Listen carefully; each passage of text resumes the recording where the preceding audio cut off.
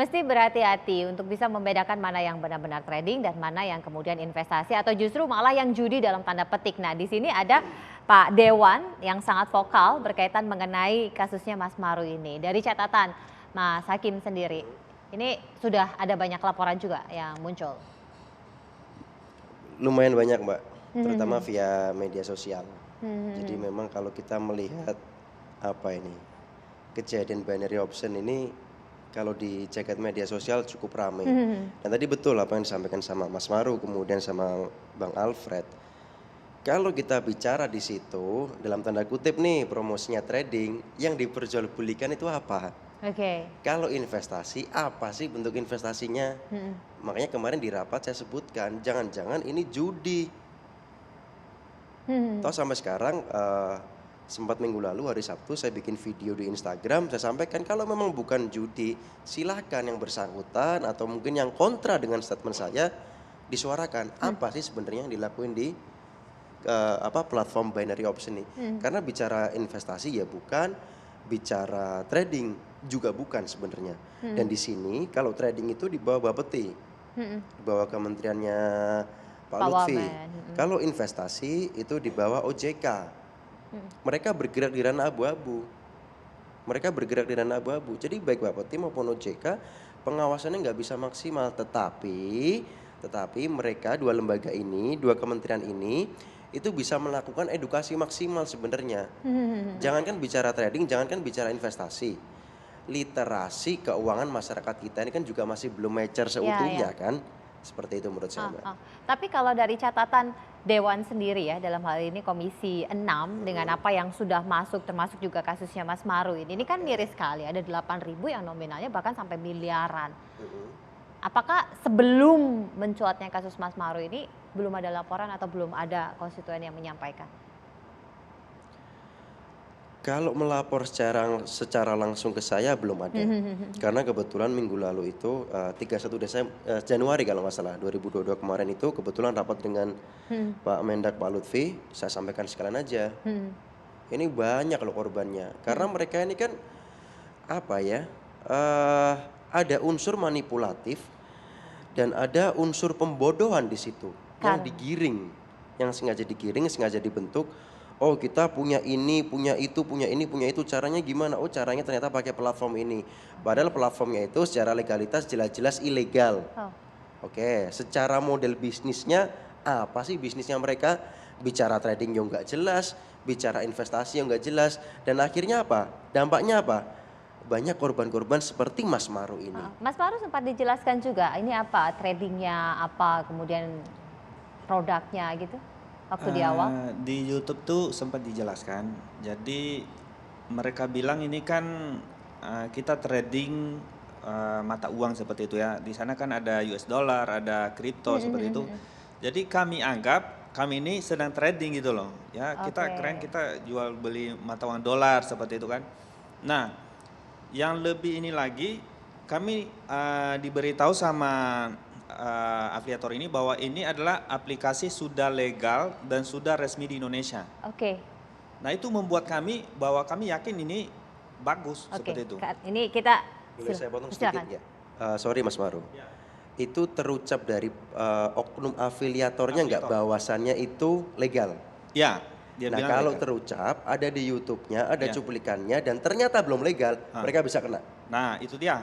Karena mereka ada unsur kebohongan dong. Bicaranya udah legal ternyata belum legal. Nanti mungkin bisa dibantu di cross check sama Pak Wamen lah. Pernyataan itu ada. Karena ngomong legal tidak legal, di sini ada Pak Wamen. Pak Wamen, nah ini Pak Wamen paling concern tentang Binomo dan teman-temannya sejak tahun lalu Pak Wamen. Nah Pak Wamen tentu masyarakat perlu diedukasi nih berkaitan mengenai yang legal dan yang ilegal. Ini identifikasinya seperti apa Pak Wamen? Baik, terima kasih Mbak dan teman-teman sekalian, Pak Maru, Bang Alfred dan Mas Hakim.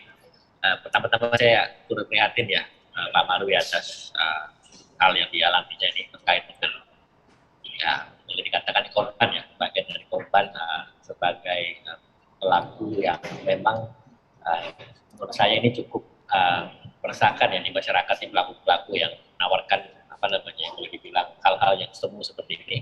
dan ya mudah-mudahan nanti kami juga bisa mensupport apa yang bisa disupport supaya bisa segera follow apa yang Pak Maruf sedang alami.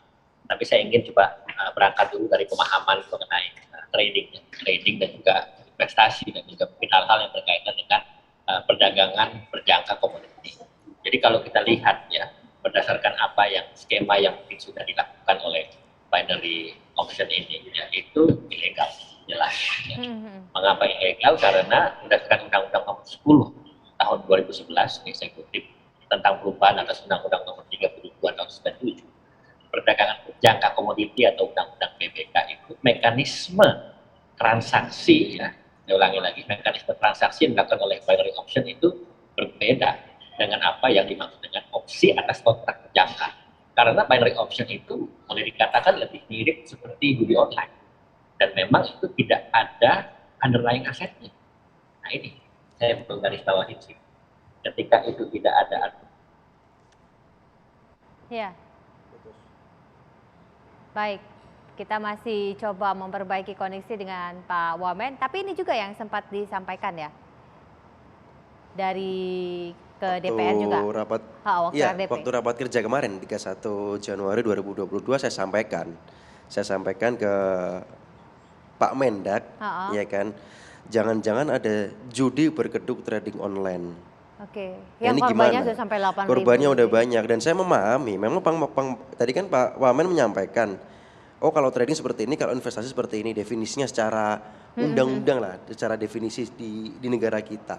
Saya memahami, memang fungsi pengawasannya tidak bisa maksimal, tetapi nggak menutup kemungkinan harusnya pemerintah eksekutif turun untuk mengedukasi, karena ini juga amanah dari Pak Presiden, jangan sampai timbul investasi bodong lainnya atau penipuan publik lainnya, seperti itu. Mas Alfred, ini miris ya, karena banyak loh, bahkan sampai miliaran dan nggak sadar kalau ini sebenarnya bukan trading dan ini bukan investasi.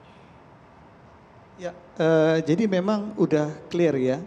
Artinya kalau kita lihat, kita nggak pernah dengar ada komplain dari masyarakat atau orang yang ikut judi kalah. Kita nggak pernah dengar komplain. Tapi ini kita bisa melihat kayak Mas Maru di sini. Setelah kita lihat ternyata judi. Tapi bagi mereka ketika masuk itu bukan sebuah judi. Itu mungkin bagi mereka trading atau investasi. Benar ya, Mas? Artinya di sini memang ada tidak hanya kesalahan dari sisi nasabahnya. Enggak, sudah pasti enggak. Berarti ada sisi yang lain yang punya kesalahan ketika proses ini terjadi, kejadian ini terjadi. Jadi memang ini harus dilihat dari dua hal. Jadi kalau bicara hal seperti ini tentu kita bicara dari sisi supply dan dari sisi demand-nya ya. Dari sisi nasabah, demand-nya, supply-nya dari sisi yang tadi, skimmer atau model-model yang seperti ini, atau bicara judul kita, bicara masalah investasi bodong. Kalau case yang di Mas Maru ini kan bicara masalah tadi, ini kategori games, permainan, judi, pertaruhan, yang memang ditawarkan seolah-olah ini sebagai sebuah trading. Padahal sangat clear sekali. Opsi, binary option, opsinya di sini pilihannya lebih kepada pilihan naik atau pilihan turun. Jadi bukan opsi hak untuk membeli atau hak menjual, bukan. Jadi agak berbeda. Ini memang trikinya di sana. Tapi kembali lagi memang ini ternyata saya lihat kalau bicara binomo ini 2019 dulu sempat meledak. Tapi ternyata sekarang juga kembali lagi heboh. Artinya apa? Dalam proses selama 2 tahun ketika sudah dinyatakan ilegal, ternyata juga masyarakat bisa juga terjerumus kembali. Artinya apa? Bahwa memang saya sepakat tadi Pak Abdul bilang bicara masalah literasi, edukasi dan sosialisasi. Tapi kalau kita lihat evaluasi sepanjang 2 tahun ini atau sepanjang Satgas berdiri, ya tentu ternyata nggak ada, bisa dibilang harus ada tambahan ekstra yang harus dilihat oleh masyarakat sebagai bukti tadi kehadiran negara atau kehadiran pemerintah untuk masalah-masalah yang seperti ini. Jadi itu sangat clear sekali. Jadi makanya tadi saya apresiasi nih untuk Mas Maru dan juga teman-teman yang mau mengangkat masalah ini. Walaupun saya melihat secara pribadi sepertinya sulit untuk mengharapkan itu bisa kembali lagi. Tapi paling tidak ini sebuah pembelajaran yang sangat besar. Apalagi tadi dengan terekspos seperti ini artinya masyarakat akan semakin tahu lagi, semakin belajar lagi dari pengalaman-pengalaman orang-orang seperti yang Mas Maru seperti ini ya. Tapi kalau Mas Maru dan teman-teman ketika Ya. pada akhirnya melaporkan, menyampaikan dengan apa yang sampai sejauh ini progresnya. Progresnya sekarang udah masuk laporan ya. Ha-ha. Jadi kemarin kita udah di Mabes dan laporan kita sudah diterima. Jadi kita meminta sih segera diproses ya, Oke. seperti itu. Hmm. Kita akan kembali pemirsa usai jeda dan sambil memperbaiki hubungan atau koneksi dengan Pak Wamen supaya Pak Wamen bisa menjelaskan secara gamblang bagaimana kemudian negara hadir supaya edukasi berkaitan mengenai trading, mengenai investasi jadi semakin gamblang bagi Anda. Sesaat lagi tetaplah bersama kami.